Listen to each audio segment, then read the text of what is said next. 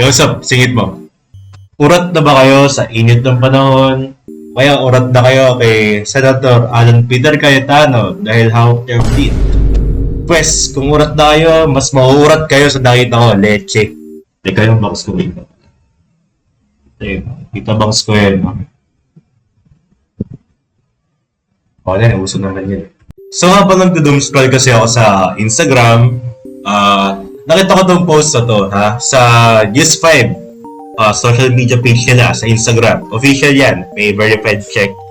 As you can see, 2 weeks ago pa to, Mind you, May 10 pa tong balita na to. So, ito kasi yung context ng post ng News 5 tungkol sa hantavirus, kung saan, basahin natin yung headline, ilang Pinoy crew ng barkong tinamaan ng hantavirus outbreak, ililikas na. So, syempre, as expected sa mga news media pages, yung headline nila is hindi agad ini-spoon-feed yung information. Kumbaga, mahuhook ka sa headline pa lang.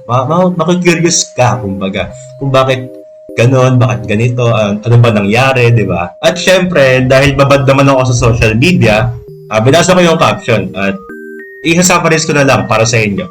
Yung context ng post nila is, may ilang Filipino crew na stop sa Rotterdam kung saan nag-outbreak ng hantavirus. At ipapadala sila or ililikas sila sa Netherlands kung saan under observation sila at quarantine. At sa situation nila, na-contact na yung mga magulang nila, yung mga pamilya nila, out dito. So, huwag kayo mabahala. Hindi pa sila ililikas sa Pilipinas.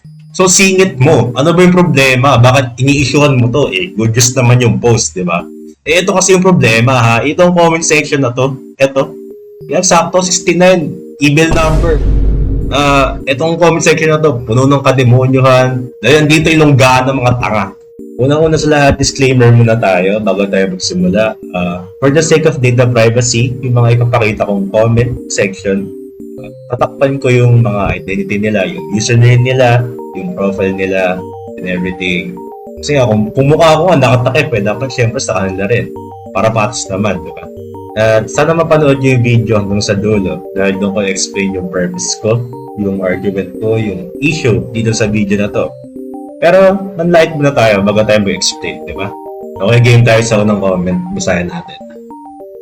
Anong uuwi? Walang uuwi. Uuwi na, unang-una pa lang. Tanga na. 900 likes to? Ang dami niyong tanga. Huwag niyo muna pauwiin, leche. Leche ka rin. Basa ka. Next comment. Tao din mga yan, bisa ko talaga kayo. Damayan na lang damayan sa Pilipinas no? Pati mga Bisaya, dinadamay Would you rather slime 150 people or infect the whole Pinoys? Isang Mongol raid na naman. Grabe, di pa nga ako nakakaiyot Ito, malupit. Tangina nito ang pasuba na to. Puro kabalas na lang, sa isip mong gago ka. Sa palig ko yung utak mo, mas mukha sa kabisayaan. Damayan na ng mga Bisaya.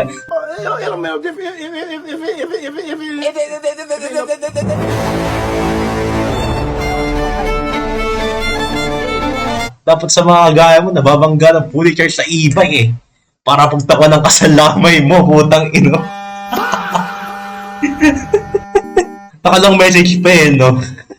Next comment. Anong uuwi? Pamilya nyo kapalit sa milyong pamilya? Lol! Pangilang comment pa lang doon, napapagod na ako. Next comment. Tapos pag pinauwi, kakalat dito. Tapos kami namang mag-graduate, di na matutuloy. Ano nga, Pilipinas? Ikaw, huwag ka mag-alala. Nag-graduate ka. Nag-graduate kang tanga. Nag-graduate ka niyan? Saan lagay na yan? Ito yung ito rin yung isa sa issue na pag-uusapan natin mamaya. Yung sa education, we'll explain that further. Next comment muna. Heck na! Wala na! Hindi na! Tapos na tayo! Tapos na tayo! Pasa kayo! Natapos na kayong mundo kasi hindi kayo nagbabasa, hindi kayo marunong magbasa. Next comment. Tayo ay tostado na mga kapatid. Isa ka rin no? Sabay ka sa init ng panahon Next comment. Walang uuwi. Umuwi bakla. Nandami ka pa ng bakla Next comment. Saan po yung location nyo? Para mabomba ko na.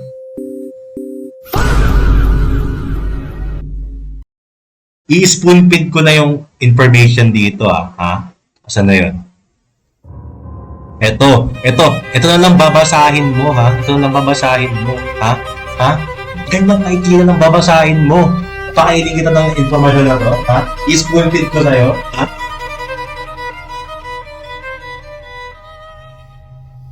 Ito ang information na makakingin mo, ha? Damunin mo to. Damunin mo, ha? Ito ang babasahin mo. Last comment. Let is check. Huwag niyo pauwiin. Corrupt na ang gobyerno natin eh. Isa ka sa problema eh. Hindi lang yung mga corrupt eh.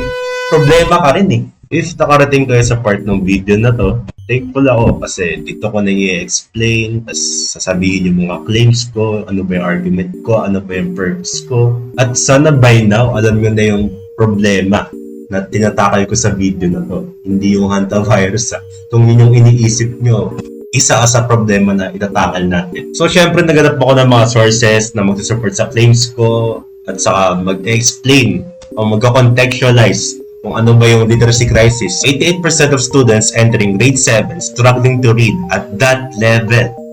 Itong balita na to ay noong January 26, 2026 pa. So, alam naman natin na ang mga Pilipino or nakasanay na natin na ang mga Pilipinos mahina mag-comprehend or hindi na nakakaintindi ng mga binabasa nila. Pero ngayon, mas lumala na.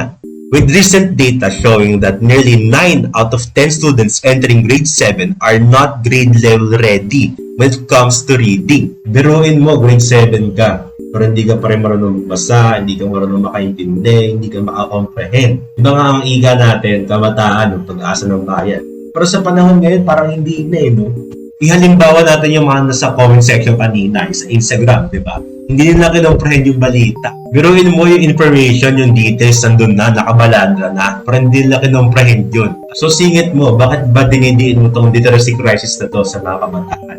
Well, aside sa kabataan ng pag-asa ng bayan, nakastate din sa article dito na kapag illiterate ka or di ka marunong mag-comprehend, maraming disadvantage gaya ng mahirapan ka sa pagbasa ng instructions, pagbasa ng medical labels, pag-compute, o kaya pagbasa ng caption. At ito, may nakita pa akong source na mag-support sa claims ko. Etong part na to, another study showed that Gen Z students is the first generation to show a lower IQ than their previous generation. At na-state din dito sa article na to na yung education natin ngayon ay sobrang liberated na. Yung mga mag-aaral natin, marami ng access sa internet, sa kung ano ng mga resources. And may opinion din dito yung article natin. Sabi nila, kapag binalik daw yung fear and intimidation as modes of teaching, baka daw solution yun sa educational crisis or sa literacy crisis in general. And ako, agree naman ako dun. Yung sa ganung paraan ng pag-teaching. Kung i-apply sa tamang paraan. Ako personally, may mga teachers pa rin naman na nag-apply ng ganitong method of teaching. Yung kung saan intimidating sila, harsh sila, strict sila. Pero let us be realistic here. Lahat ng teachers ay may kanya-kanyang mode of intimidation at discipline. Personally, nakita ko na rin yan. And personally, hindi lahat ng teacher kaya yan. Aminin nyo man hindi. May mga teacher kayo or may mga prof kayo na sobrang laid back, sobrang chill. Ang dami kasi factors kung bakit hindi lahat ng teachers ay kaya mag-intimidate or kaya maging strict. Ang dami talaga. Unang-unang naisip ko, yung mga sobrang liberated na mga estudyante. Yung sobrang mulat, dito the point na ipapatulfo nila yung teacher nila para lang sabihin na nakama sila. Environment, sabihin natin toxic yung environment ni teacher, and toxic yung workplace niya, toxic yung sistema ng school niya, toxic din yung mga mag-aaral niya. Kaya nababurn out ang mga guro or hindi nila na-apply yung gusto nilang i-apply na method of teaching sa mga estudyante nila. And syempre, isa rin sa biggest factor is yung pasahod sa mga guro. Imagine mo, nag-effort ka magturo, nag-effort ka mag-prepare ng lesson plan, nag-effort ka mag-PPT, nag-effort ka sa lahat, only to end it with a low salary. Hindi siya fair, di ba? Hindi siya patas. And nakaka-burnout yun. At syempre, nakaka-discourage siya, di ba? Bilang professional, in general. Ang baba na pasahod sa'yo, pero ang dami mong ginawang effort, di ba? Syempre, hindi lang naman teachers na nakakaramdam ng pressure sa kanong factors na yan. Pati rin mga estudyante, gaya nung sa environment nila. Let's say, mainit yung facilities nila, yung classroom nila, hindi makapokus sa pag-aaral. Kaya yung school nila, laging nag-accept ng mga estudyante pero ang onti naman ng facilities nila. Kaya syempre, dahil sa mga factors na yan, kung patuloy pa rin yung mga yan, nakaka-discourage na mag-aaral, di ba? Nakakawalan ng effort. Isipin mo yung mga problema na yan, problema na rin natin bilang mag-aaral o kaya bilang mga guro. Kahit problema naman dapat yan ng mga nakakataas. Kaya nga mga mag-aaral, dapat ang pinoproblema lang nila is yung pag-aaral nila, yung growth nila, yung grades nila. Pero sa panahon ngayon, ako bilang mag-aaral, pinoproblema ko rin yung sistema, yung mga factors na yan. Dapat problema ko lang yung mga subject ko, yung grades ko, kung saan ako magkakating mamaya, sa bilyaran ba o sa com shop, diba? Pero wala, nasa Pilipinas tayo wala tayong magagawa. Yung problema sa edukasyon, yung problema sa facilities, yung pera para dyan sa mga problema na yan. Ewan ko, saan napunta? Ito pa, isa pang source, yung PISA. Alam nyo ba yan, yung assessment na yan, yung bago kayo graduate ng high school, mag-a-assess muna kayo sa core subjects na math, science, tas reading. And according sa rankings ng PISA, isa ang Pilipinas sa may lowest na PISA score. Sabi dito, lower performing countries tend to score below global averages across all three subjects with outcomes often linked to higher levels of poverty and inequality that affect learning outcomes. Teka, hanapin ko yung Pilipinas. Pilipinas. Ito, hindi ko makita. Tamo, sa sobrang baba natin, hindi ko makita. Kaya bulag lang ako. Philippines. Ito, pinakamababa pala. Philippines, PISA Math, 355. PISA Science, 356. PISA Reading, 347. And nakakalungkot lang, di ba? Sa literacy pa tayo, pinakamababa. Doon nga tayo kilala. Gaya ni Rizal, gaya ni Francisco Balagtas, si Nick Joaquin, di ba? Mga sikat na manunulat yan. At sakto habang nag-edit ako, nag-scroll ako sa Facebook, nakita ko tong post na to sa GMA. At gusto ko siyang isama sa video natin dahil akma siya sa topic natin ngayon. Tara, panoorin natin. Nakakalungkot, pero hindi na nakakagulat sa marami ang mga batang hirap makabasa. Pero paano kung high school na, nakakabasa, pero hirap intindihin ang binabasa? Ganyan ang halos 1 milyon. 1.3 million grade 11 students. 1.3 million grade 11 students, di marunong magbasa? Ha? Ito sa edad na senior high, ito yung curriculum na diniredy na kayo sa college Ito yung papuntang college na level Kaya ang ginawa yung K-12 para maging ready kayo sa college. And yung mga skills na ganyan, yung pag-comprehend, pag-analyze, pag-critical thinking, dapat sa panahon na yan or sa age na yan, alam nyo na. Nagigits nyo na yung binabasa nyo. Baka mga ang status na tayo di ba? Mga ang status na tayo sa sa edukasyon kapag nasa senior high ka na. At 300 grade 11 students sa buong bansa. Nasa senior high school na. O para mga tito at tita. Mga tito, tita, di ba? Ang status. Sakto. Ka-level ito ng Tuloy-tuloy ang takbo ng sistema kailangang ipasa. Tama naman si Sir. Yung mga estudyante na hindi naman proficient or ang daming bagsak, pinapasa pa rin, di ba? Gina-graduate pa rin.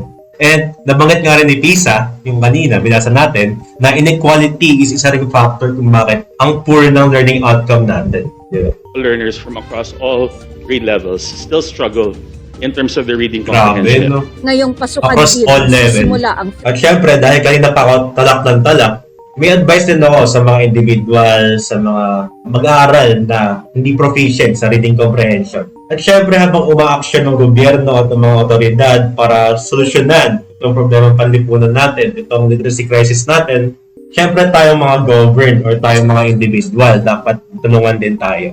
Ito, walang biro to. Totoong solution to. Magbasa kayo. Magsimula na kayo magbasa. Kahit di nyo naiintindihan or naiintindihan nyo, basahin nyo pa rin. Kung hanggang saan nang kaya nyo, basahin nyo. Make sure basahin nyo yung mga mahabang text, yung mga hindi nyo pa kaya, yung iniiwasan yung mga paragraph, basahin nyo yun, intindihin nyo yun, unti-untiin nyo lang. At syempre, liberated na nga tayo. Ang dami na nating access sa internet, sa Google, gamitin nyo yun. Gamitin nyo as tool. Huwag nyo hayaan gamitin kayo ng mga tools na yan. Kayo ang gumagamit sa tools na yan at huwag kayo magpapagamit sa kanila. Hindi rin kayo gumamit ng AI. Kasi tools nga yun Ginawa yun para tulungan tayo. Pero huwag naman sana tayo magpagamit sa kanila. Buhay mo, ikaw may control. Huwag ka magpa-control sa kanila. AI lang yan. Ano bang alam yan sa'yo? Kapag gumagamit ako ng AI, ginagawa ko siyang tutor. Kunwari may word ako na hindi ko alam, ipapa-search ko sa kanya yon, tapos bibigyan niya sa akin definition. At syempre, hindi ko na babasahin yung further details doon kasi i-spoon feed na sa'yo So ako, kapag nalaman ko na or nagets ko na yung word, Nagawa ko ng exercises ko, nagagamitin ko yung word na yun sa sentence na yun, tapos ipapacheck ko sa kanya. Hanggang sa mag-guess ko talaga, di ba? Use it ethically and wisely. Ha? Baka naman hihingin nyo pa yung prompt pa, upal kayo, hihingin nyo pa yung prompt para tulungan kayo. Kaya kung bored kayo magbasa, simple magbabasa lang, no bored kayo dun. Try nyo magkaroon ng mga storytelling games, like Pokemon, Ace Attorney, maraming games dyan na storytelling. Search nyo lang sa Google. And kung gusto mo naman i-improve yung social life mo, habang nag-aaral ka magbasa, mag-invite ka ng mga friends mo na willing makipag-bond sa'yo. Or mga family mo, kung sino available na magbasa kayo. Yun yung bonding nyo. So habang i-improve mo yung social life mo, i-improve din yung pagbabasa mo. And yun lang. Thank you for tuning in. Like, subscribe kayo sa YouTube ko and sa Instagram. Follow kayo dun. And may FB page din ako. Check nyo lang yung link sa descriptions and everything. I-support nyo ako kung na-enjoy yung content ko.